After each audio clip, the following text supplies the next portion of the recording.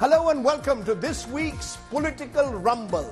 Over the next month, there will be frenzied campaigning across 5 battleground states. The final battle for 2023 that will set the stage for the ultimate battle, the general elections of 2024. But what are the X factors that will determine which way the election wind is blowing at the moment? Who is ahead in which state and why? That's what we hope to find out on the Political Rumble as we do a state-by-state analysis. Joining us, special guest, Pradeep Gupta, Chairman and MD Axis My India, one of the country's leading pollsters. Sanjay Kumar, Co-Director, Lokniti CSTS and a leading psephologist and political scientist with us. Krishank Mane, leader BRS, will be joining us since we are travelling to Telangana first. Ajoy Kumar, spokesperson and former MP of the Congress, and Nalin Kohli, senior spokesperson of the BJP and advocate Supreme Court. Thank you all very much for joining me. And I'm going to, as I said, start state by state. You're going to get a lot of information over the next hour. And therefore, let's start with that key battleground state of Telangana. We are heading south first. This is what happened in Telangana in 2018. In 2018, in Telangana, the BRS got 47% of the vote, Congress 29%, AIMIM 3%, others 21%. So the BRS was well ahead. The BJP also was behind. Take a look at what happened in terms of seat share. The BRS got 88, the Congress got 19, AIMIM 7, and others were 5, which included the BJP's 3 seats. So it was very clear that Telangana was KCR all the way. The pink of KCR worked. Now, what are the X factors that could change this time? After 10 years in power, is KCR being hit by anti-incumbency? That's the first X factor that we look at. Will the Congress benefit from a possible Dalit Muslim OBC consolidation? Will KCR's welfare schemes make a difference versus Congress guarantees? Will the BJP split the anti-KCR vote? And is money power going to be a key factor? Who's ahead in Telangana? Pradeep Gupta, to you first. What's your sense of this battle for Telangana? 10 years in power, KCR. Do you believe that he can still pull it off as he did in 2014 and 2018 when he was able to prove all the critics wrong? Or is KCR in serious trouble, as some opinion polls are suggesting? The Congress is closing in, some even suggesting, like C Voter, that the Congress has gone ahead. See, as far as Telangana goes, and particularly one of the southern state, we have seen in recent past 30 years, mostly government change every 5 years, but at max, barring 2016 of Jayalalitha when she repeated, and recently in 2021, Pinarayi Vijayan left government repeated in Kerala.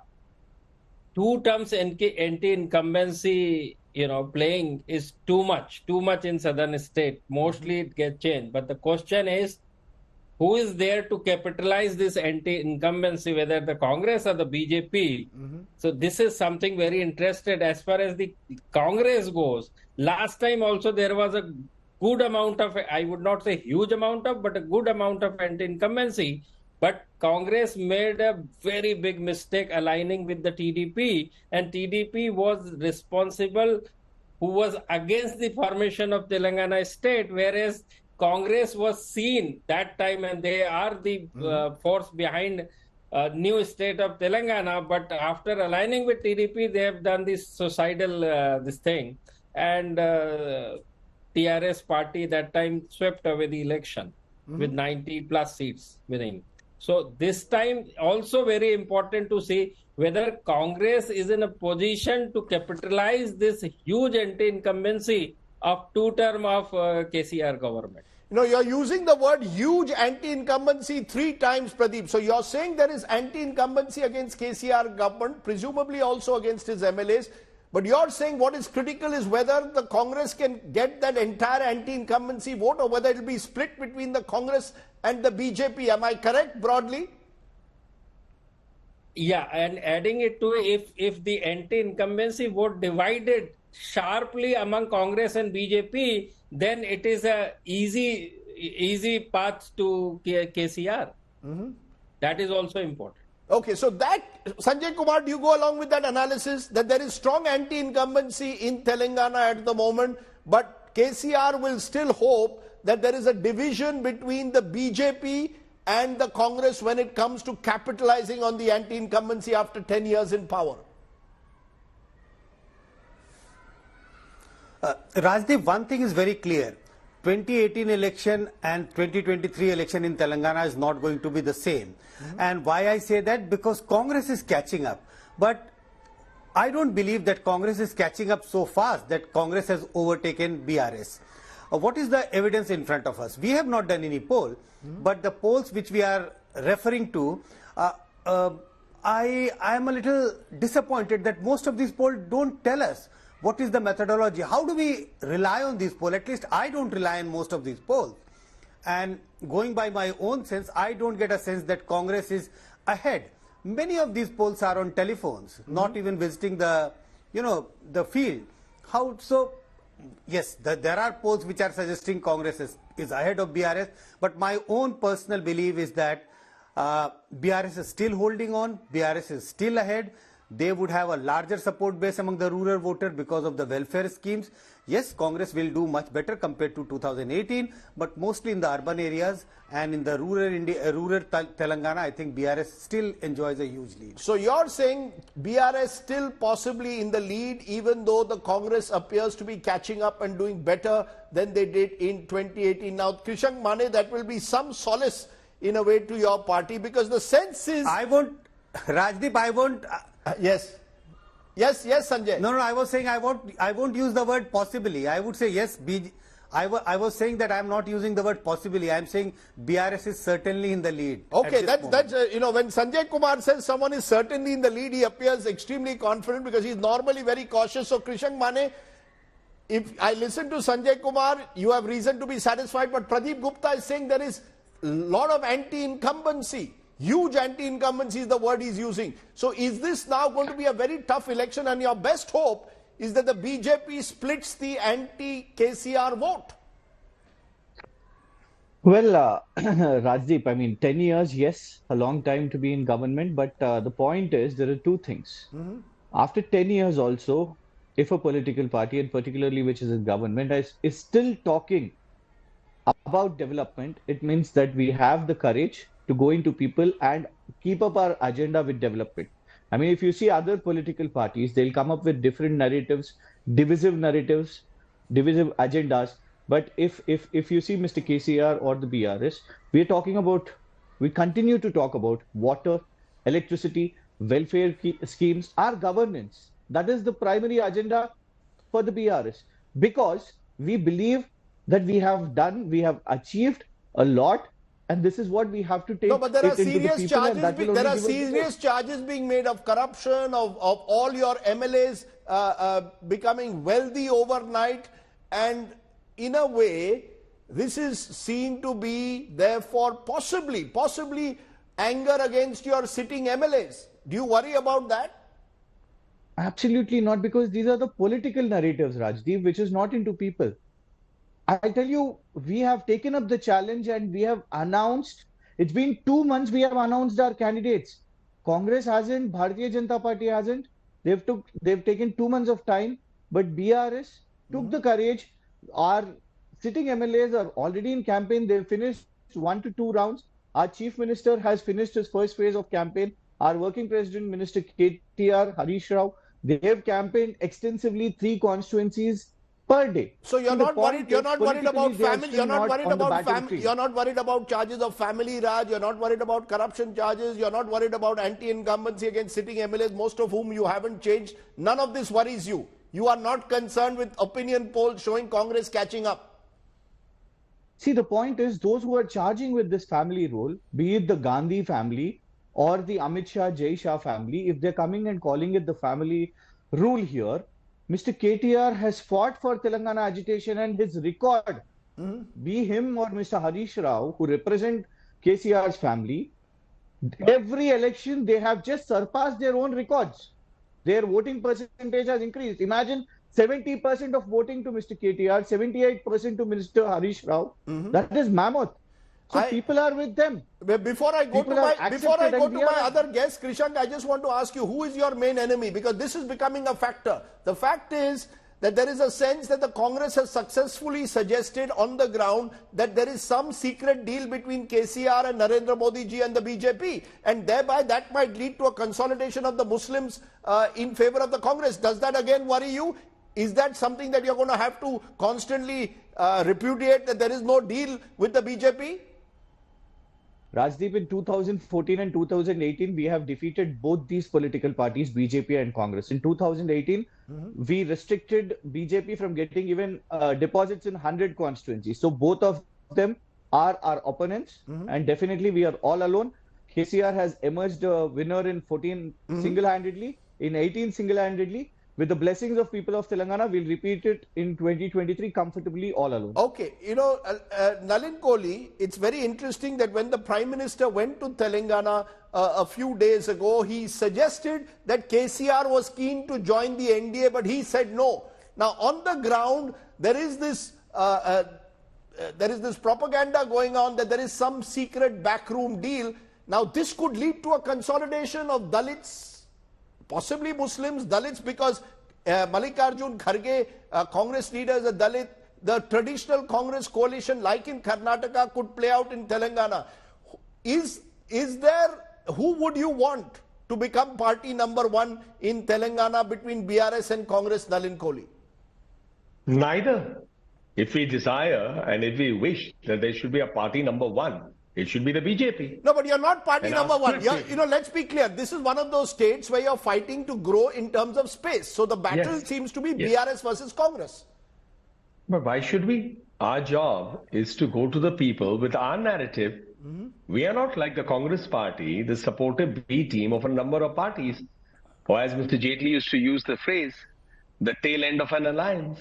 So there's a difference. That may perhaps be a good question to ask the Congress, not us. As far as we are concerned, and our vote share, and I probably Sanjay or Mr. Gupta, Pradeep ji may wish to add to it, our vote share is an increasing story. If we see from the last assembly elections, which was under 10%, to the Lok Sabha, which doubled to almost 20%, in fact, the number of MPs in the BJP is more than the Congress. So that's our script. This secret alliance kind of a thing probably is a Congress narrative because they have nothing of their own to go ahead and talk about. You know, it's very interesting you're saying that. And you're, no, it's very interesting. Second, I have one more point. Just one more point. Yeah, please just one more point. On this allegation by the learned spokesperson of the TRS that we are not like Mr. Amit Shah or Jai Shah, what is this comparison? Is Mr. Jai Shah a minister in any government? There are two models in this country. There is a family-based party model and there is a non-family-based party model. The Congress, TRS, all of them are family-based. It's their right to be family-based. Right. So if you're born in a family, all the posts will get reserved within the party and the government. In the BJP, there's nothing like that.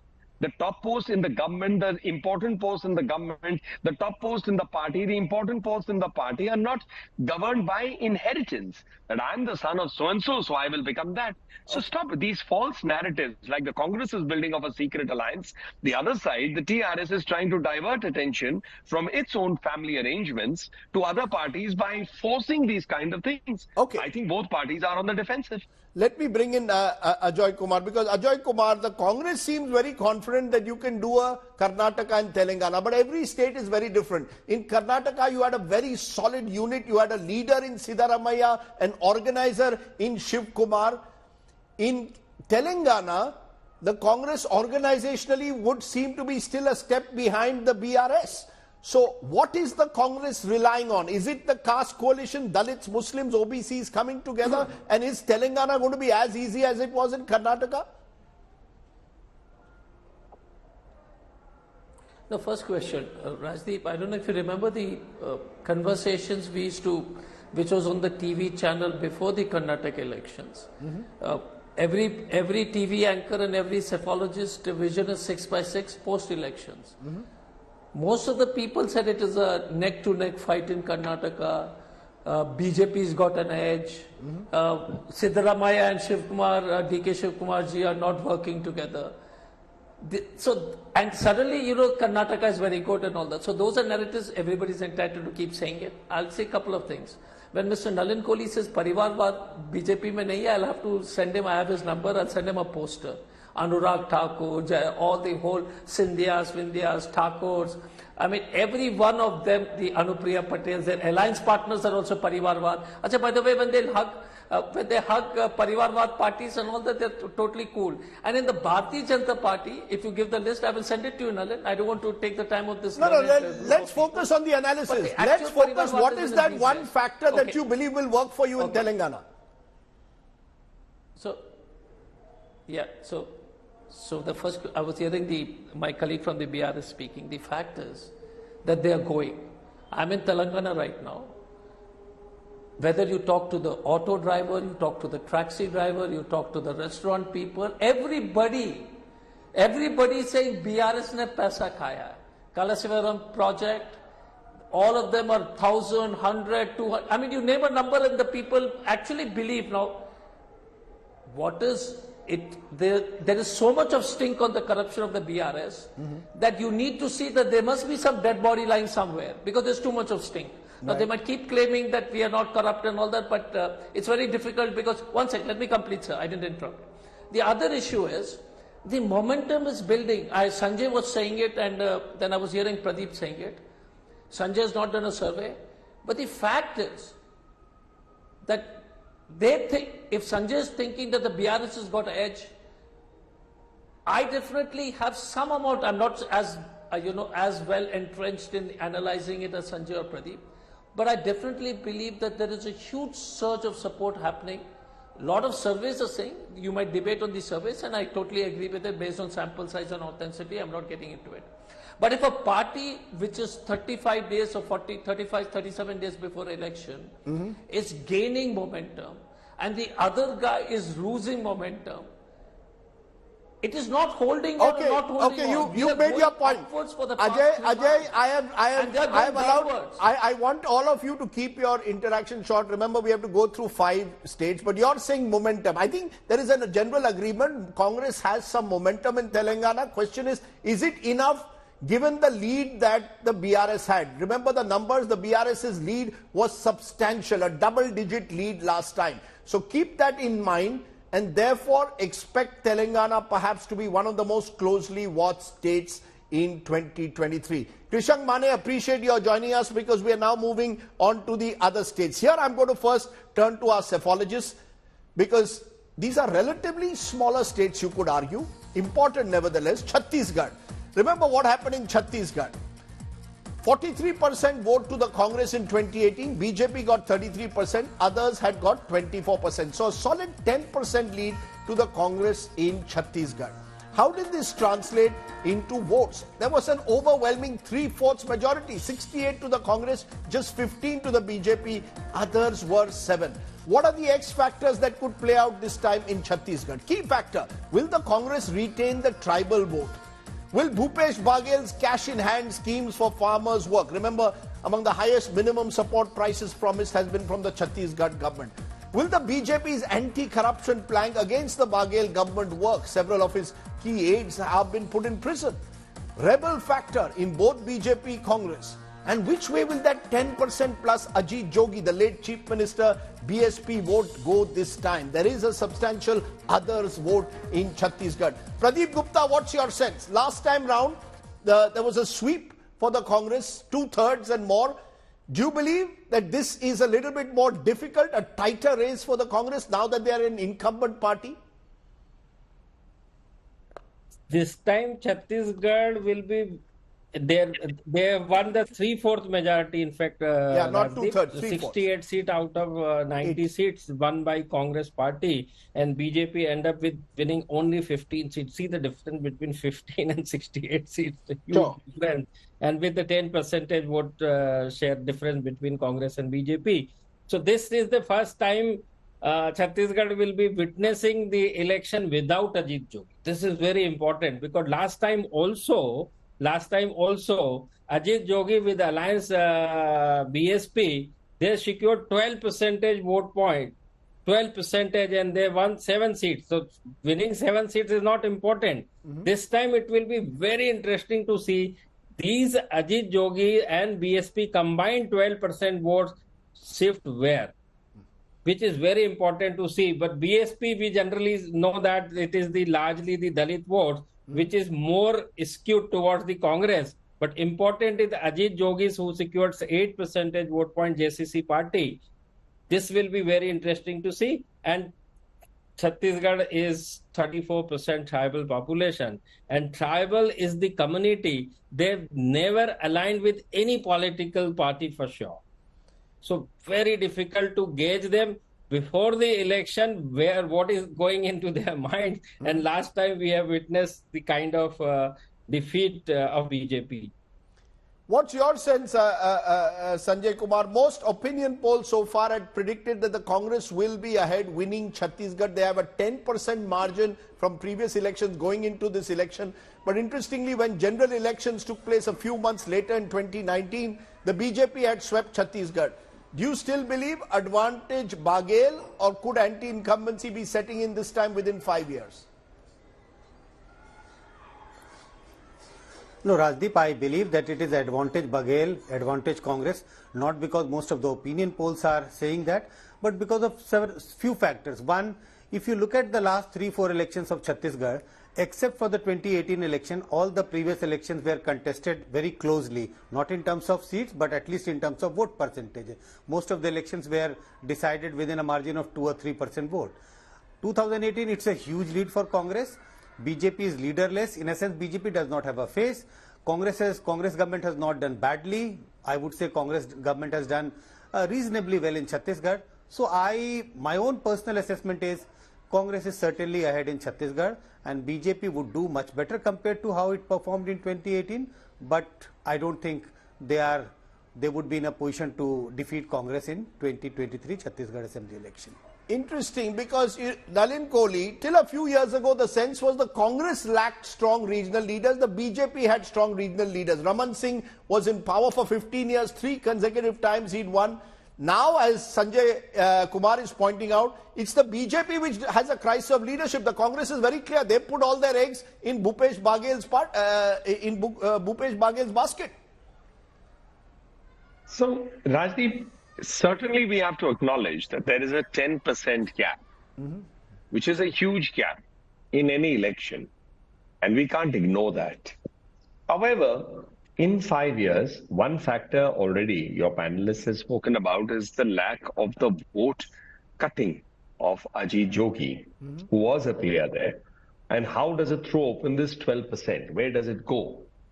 I'm prone to believe that this is a vote that didn't want to go with the Congress, because Mr. Jogi's original roots were with the Congress. So therefore, I would say that these votes are up for grabs away from the Congress. And certainly, as a BJP party, we would hope that a bulk of that shifts to us. But you're not answering my question. The absence of, absence of strong regional leaders. You have to allow me to build my case. Go ahead. So, I was pointing out, it's not just about leadership. For example, and it's relevant to point, vote shares sometimes can be misleading. In Madhya Pradesh in 18, we actually got a higher vote share than the Congress, but a lower number of seats. So therefore, I'm prone to believe that the organizational structure of BJP has been consistent and strong. What we have lost out in the last time perhaps would have been anti-incumbency, because we had won 3 elections consecutively.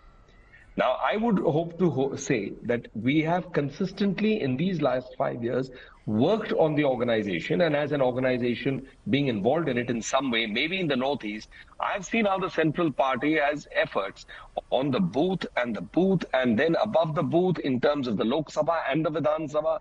Work is consistent day in and day out. So you're relying you're hoping that your organizational... That's a major factor. Yeah, yes. Okay. I would rely on that. And second, one factor more is that I do believe that the BJP is consistently working to eliminate Naxalism, and the Honorable Prime Minister spoke about it a few days ago. Amit Shah, Home Minister, spoke about it, is a factor also, because peace is always a factor which is important in terms of, cleaning up that Naxal issue and all. We will obviously attack the corruption issue in Chhattisgarh. So these are the 3 factors that I would bank on as a party. Okay, but by and large, I think what the sense that one gets, and this is picking up from the ground as well, that the Congress has the edge at the moment in Chhattisgarh, because it is at a much higher point than its political rivals, and it has a clear... Perhaps there's one more reason. Perhaps there's one more reason. One more reason for the Congress being perceived as having the edge, because the Congress is not perceived as having an edge in the other states. Okay, that's an interesting counterintuitive point that you're making there, but let's turn therefore to the state of Mizoram for a moment. Because the X factor, this is a state where, let me first tell you what happened in 2018. Small state in the northeast, but important because it borders Manipur. The Mizo National Front got 38% of the vote. The Congress got 30%, BJP 18%, others 14%. How did this translate into seats in the Mizoram Assembly? It was the MNF which won in the 40-member assembly, conclusively 27, Congress 4, BJP opened its account there for the first time with 1, others 8. What are the X factors in Mizoram this time? There's the Manipur impact. Will the MNF pay a price among tribal voters for what's happened in Manipur? Remember, a lot of refugees, Kuki refugees have moved into Mizoram. What about the ZPM, the Zoram People's Movement, and the Congress? Will they split the anti-incumbency vote? What role will the church play? Remember, this is Christian dominated. Will the ZPM, a party which has been formed with people moving in from both the Congress and the MNF to it, will they benefit from being a novelty factor? Lots of new candidates that they are aiming to throw up. Pradeep Gupta, your sense of Mizoram, small state, not easy to predict, but which way do you believe the wind is blowing? I don't know if you've done a survey, but which way do you believe the wind is blowing in a very small state? Tough to predict. Yes, a smaller state is always going to predict very difficult. The margins are very narrow. The total number of voters per constituencies is in thousands, 20,000, 30,000, something like that. So it become very difficult for us. But this time I would say ZPM. ZPM is going to be the story. Last time they fought the election, but they could not make any difference last time. But this time, bulk of MNF leaders has shifted to ZPM, and some of the Congress leaders also shifted to ZPM. So this ZPM, how this party perform will be very interesting to see. And I feel this time there should be something different in Mizoram. It is not going to be the traditional Congress and MNF fight. This is for sure. Interesting, Pradeep Gupta, on Mizoram. You're saying that the ZPM is emerging as the big factor there. Ajay Kumar, you are with us. Both you and Nalin Kohli have worked in the Northeast for your respective parties. But to you, Ajay Kumar, how important is Mizoram this time for the Congress? It's a small state, but the fact is, at the moment, the Congress is not in government in any of the Northeast states. Given the stand you've taken on Manipur, surely you will be hoping to capitalize on it and hoping that Mizoram votes for you. Look, Rajiv, the fact is that a year back or a year and a half back, and what the position of the party in Mizoram, we have made huge progress. That's a fact. I mean, if I'm going to say that, look, we were strong in the Northeast states and Mizoram especially, but in the past year, you can see the large number of people joining. The traction has changed. Mr. Gandhi had an extremely successful Bharat Jodo Yatra in Mizoram. I am very sure that the Congress will be a part of the government, and I'm also very sure that the MNF is paying the price of aligning with. No, you're saying Congress will be part of the government. Pradeep Gupta is saying advantage ZPM. No, look. So you will tie up with the ZPM to keep the BJP out. Definitely has. No. First of all, the BJP is not there, so we don't need to keep them out. The people of Mizoram have kept BJP out. So there's no question. Even their MNF chief minister and their NDA ally says, I won't share the stage with Mr. Modi.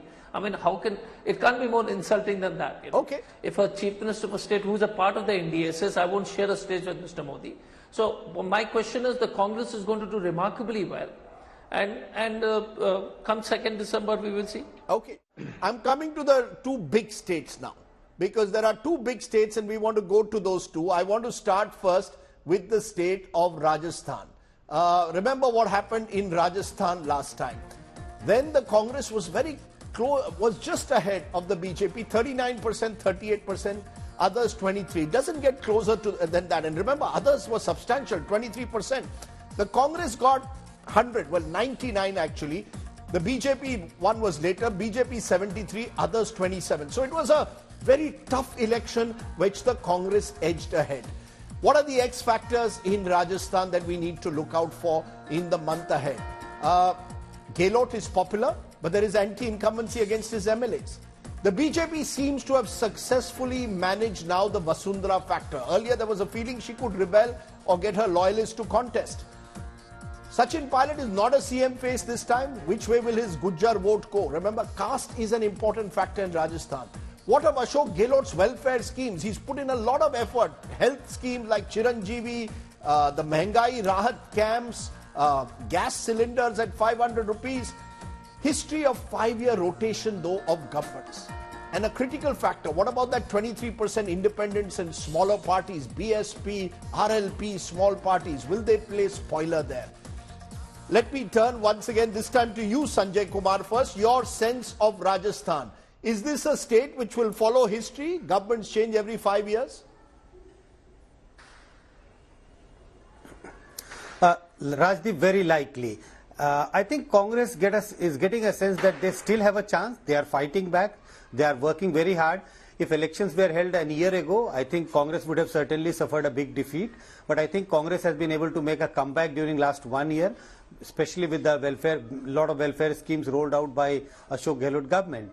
So Congress is in a serious fight, but I would say BJP has an advantage, especially with how BJP has been able to, put their house in order about what you had already mentioned about Vasundhara Raje, giving her a ticket, giving some of her loyalists the ticket, and almost bringing Vasundhara Raje Scindia on the board with, contesting the BJP elections wholeheartedly. So I think BJP has an edge, but Congress is in a serious fight.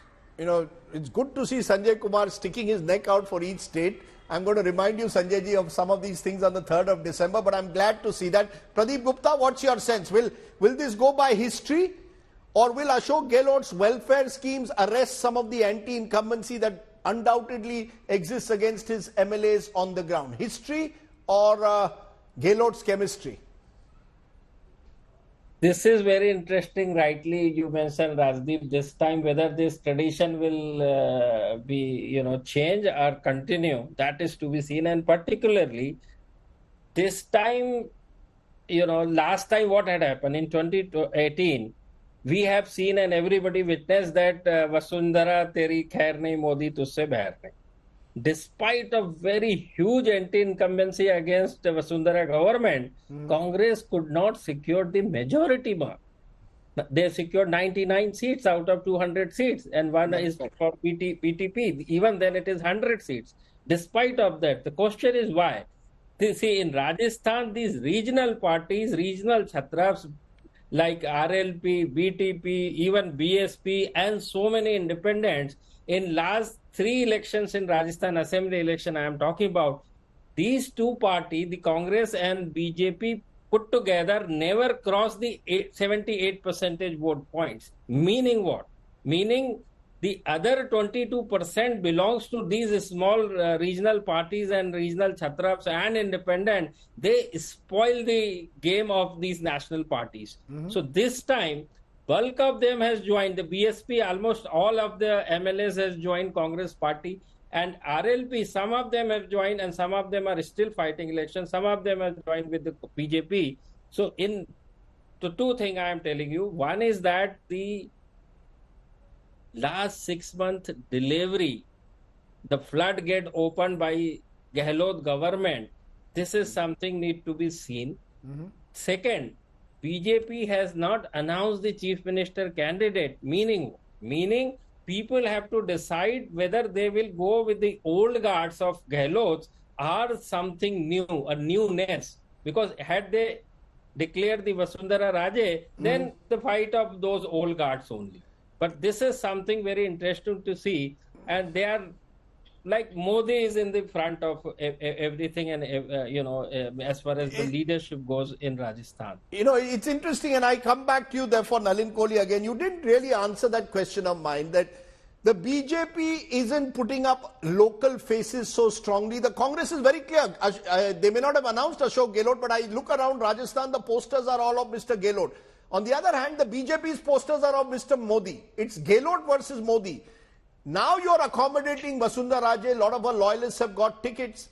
Is the BJP worried that you are not localizing enough, that for much too long you ignored Vasundhara Raje and local leaders? Now you're being forced at the last moment to go back to Vasundhara. No new guard.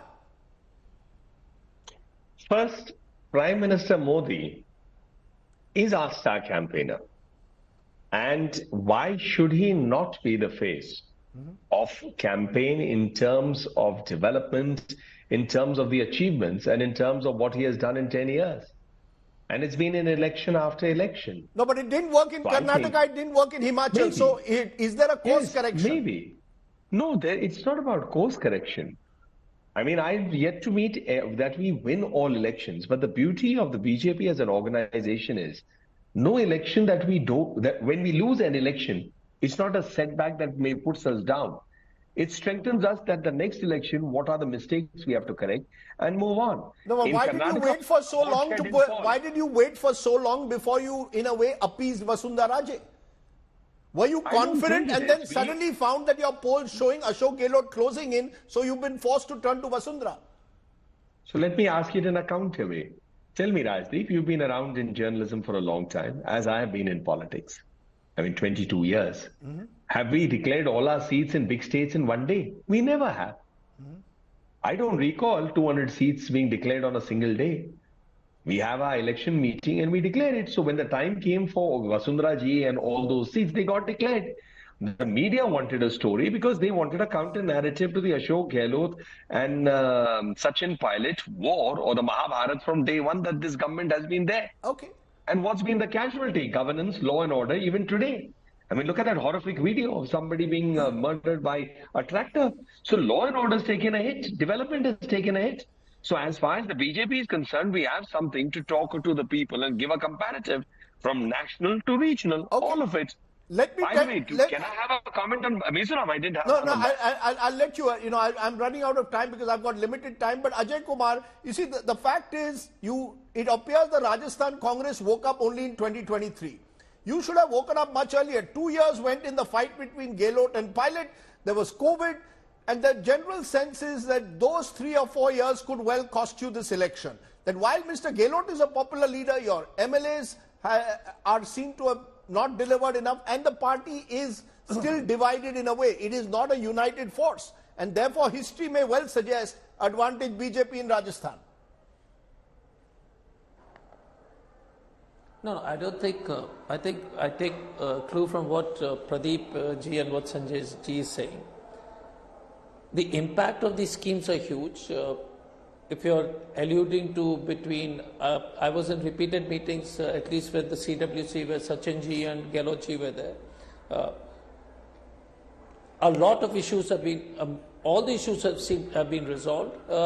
And much as BJP would like to keep propagating it, or people would keep saying it, but that's not for me to keep explaining on the TV Kumar, did you all wake up too late? You all woke up with all these welfare schemes in 2023.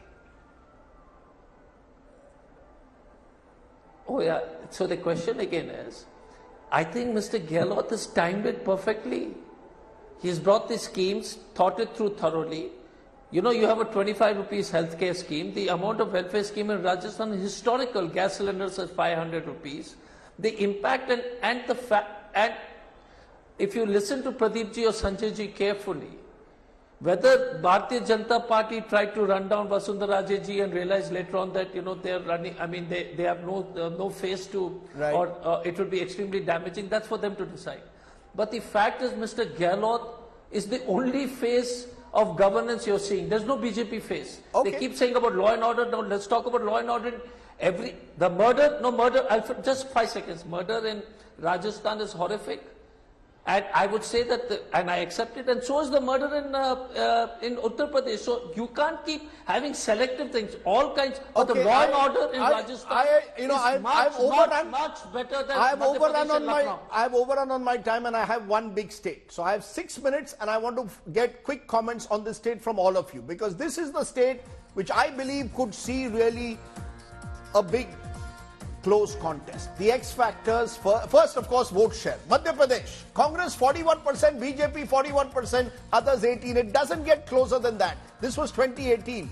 The Congress squeaked home. 114 out of 230 took the support of Samajwadi Party. Independents formed the government. BJP 109, others 7. It went down to the wire. X factors. Shivraj Singh Chauhan, is he asset or a liability this time? Mamaji, after 20 years in power. The Chief Minister's cash benefits for women, Ladli Behna scheme. It is a talking point, giving cash in hand to women. Kamal Nath government's 18-month track record. He claims it's better than that of the BJP, the manner of his removal as well. Will the state see a sharp sub-regional split? No state larger than this, and there are various regions that often vote differently. And the rebel factor in both parties, who does it hurt more? Complex, complicated state. Pradeep Gupta, your sense of Madhya Pradesh, it's your home state. You should know it well. See, as far as my state, Madhya Pradesh go, which is the unique position geographically or otherwise also, meaning what? Meaning each region, out of 7 regions, each region behave very differently than other. Last time also, it is very important to see here, the Bagelkhand, which is your Rewa, Satna, Sidi, Sahdol, which is again the border to Uttar Pradesh, and Chambal, which is again border to the Uttar Pradesh. See how differently they voted. In both the Bagelkhand, out of 30 seats, BJP won 26 and Congress only 4. 26 by 4, meaning about 80% seats won by BJP. Chambal, 34 seats, Congress won 26 seats and BJP could won 7 seats. See the contrast. 80-20, 80-20. So this is the Madhya Pradesh. In Madhya Pradesh, we say in Gwalior, which is the northern side, which is connected to the North India, and the southern side, which is the Balaghat, Siuni, Chhindwara, which is connected to the southern or the Maharashtra part, totally different. We eat rice like southern India, and in Gwalior, they hate rice, they eat only wheat. Interesting. Very interesting. So as the preferences, so as the political preferences are totally different. So this is the uniqueness about the demography or the positioning of the Madhya Pradesh. This is one thing. Now, second thing, coming to the political scenario. Now, in last 5 years, people have seen the governance of both the old guard, Shivraj Singh Chauhan of BJP, and Kamal Nath as well, and about, you can say, 15 months gone in COVID. Okay, so fairly, roughly 1.5 year, 2 years types. So it is very important to see whether Shivraj Singh Chauhan has lost the sea. Now we are in the World Cup, this thing. तो जो ball की जो चमक है वो अभी भी बरकरार है या बॉल पुरानी हो गई है as far as the Shivraj Singh goes, and the kind of social welfare schemes, as you rightly mentioned, in last 6 months, particularly with Ladli Behna, which is very successfully seen on the ground at least. Right. So this is on the one hand, and another is the Kamal Nath again. So there is no newness in as far as Madhya Pradesh goes, where people have to select at this point of time, though BJP has not declared Shivraj Chauhan as a chief minister candidate, but still they have to see whether 20 years, barring those 15 months of Kamal Nath rule was good, or 15 months of Kamal Nath was better. Okay, so they're going to compare the two governance track records. But the interesting part, Sanjay Kumar, and this is in several states, we saw it with Mr. Gehlot also. It seemed Mr. Gehlot got his act together in the last 1 year. Shivraj Singh Chauhan as well. It's only the last 6 months he's announced this slew of schemes, many of which are directed at women who could be a crucial vote. Do you believe that that gives him the edge? Or do you believe that there is enough anti-incumbency and fatigue for the Congress to believe they have a real chance? Is this the 50-50 state? First, Rajdeep, I don't get a sense that there is huge anti-incumbency. There is no anti-incumbency. That's my understanding of how I see the state. it is going to be much closer compared to how many of us feel sitting in Delhi. It is going to be a close election between BJP and Congress. Congress seems to be overconfident. And because if you talk, if we look at many polls, or if you talk to the many leaders, I get a sense that Congress is hugely overconfident. It is going to be a close contest. And you refer to the schemes. Rightly, I also get this sense that Congress made a comeback in Rajasthan during last 1 year, and Shivraj Singh Chauhan has made a comeback during last 6-8 months in Madhya Pradesh. If you look at all the state, it seems that political parties are not contesting elections. It is the schemes which are contesting election. Which government is rolling out more schemes, and if the schemes are reached to the people, that's going to give benefit to the ruling party. So my own sense is that, again, Madhya Pradesh much closer than we think sitting in Delhi. But my own sense is that Congress has a very, very small edge compared to BJP in Madhya Pradesh. Very, very small edge, which means that the big picture, and I want my two political guests to give 30 seconds each on this, the big picture that is emerging, Nalin Kohli, is quite simply this. Each of these states highly competitive, each of these states increasingly fighting on local factors, on the performance of chief ministers, performance of MLAs. What is your best case scenario for the BJP? Win Rajasthan, win Madhya Pradesh? Is that the best case that you'll have? And will this have an impact on 2024? A quick response.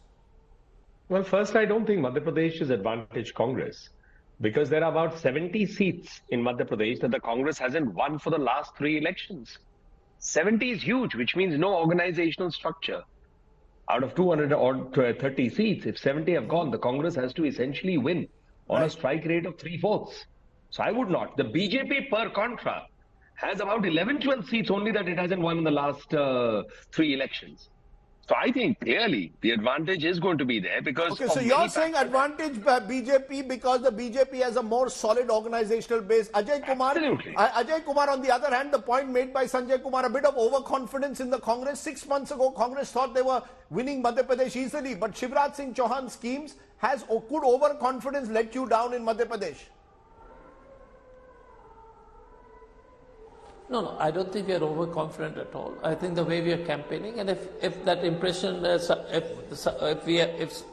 someone has created that impression, no election should be treated with overconfidence. And the way Mr. Kamal Nath has been campaigning, the Congress party is taking it very, very seriously. I just want to tell Nalin that here is a chief minister whose schemes may have had some amount of traction, who the Prime Minister refuses to recognize. His ticket was delayed. The fact is that everybody in Madhya Pradesh knows that Shivraj Singh Ji is not coming back. That is also a fact. So there are lots of other issues. But I can confidently say that we have a very, very strong lead in Madhya Pradesh, and this is my analysis. Okay.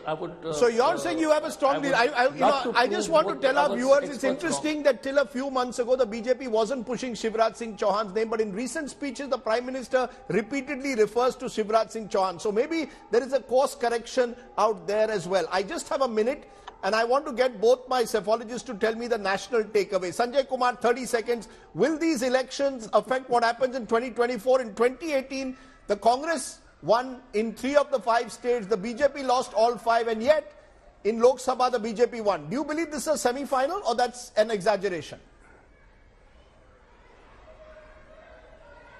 Rajdeep, certainly if you look at the electoral trend during last 10 years, Vidhan Sabha elections and Lok Sabha elections should not be compared. But my own sense is that the way we have been comparing 2018 and 2019, which is to say Congress won all the 3 states in 2018 and then Congress failed miserably in 2019. That ratio is not going to be the same if Congress manages to win, say, 3 states in 2023. Congress will certainly perform much better in these states if Lok Sabha elections take place, when the Lok Sabha election take place in 2024. Not like what happened in 2018 and 2019. Interesting. Pradeep Gupta, what's your sense? Should we treat this as a national election in any way which will have an impact on 2024? Look at Modi versus Rahul. Or do you believe these are local elections fought on local factors, welfare schemes, how chief ministers perform, how MLAs perform? Absolutely, absolutely. Even Telangana also, out of this southern and north and central Telangana, they also behave very differently. You will find that in some places, Congress is doing very, very good. Some places BJP is doing good, and some places TRS is doing good. So these all 5 states definitely is its outcome is largely depend on the local factor for sure, and I don't think it will have any kind of bearing on 2024 general election for sure. Okay, on that sobering note, interesting to have gone through all these 5 states in our political rumble. It's going to rumble along over the next 4 weeks. This is your destination for all the election coverage from the ground and in the studio. The best analysis and all the data will be here with us. I appreciate my guests joining us. Thank you so much for watching. Stay well, stay safe. Namaskar.